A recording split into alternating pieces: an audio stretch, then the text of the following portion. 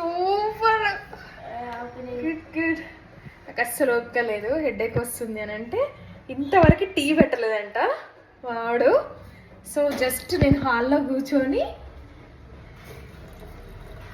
కూర్చొని కొంచెం వాటర్ వేసి అందులో 1 టీ స్పూన్ టీ పౌడర్ వేసి 4 టీ స్పూన్స్ షుగర్ వేయు అని చెప్పా.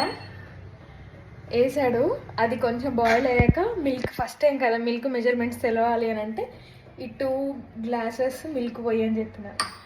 ఫైనల్లీ కమాన్. సో ఇప్పుడు ఏం చేయాలంటే అల్లం టీ కావాలి కాబట్టి ఇది కొంచెం మరుగుతుంది కదా, అల్లంని తురుమాలి, అంతే కొంచెం పడేంత. ఫైనల్లీ కొడుకు పెట్టిన టీ తాగబోతున్నా. పిన్ని టైటిల్ బాగుంది కదా. Good bye.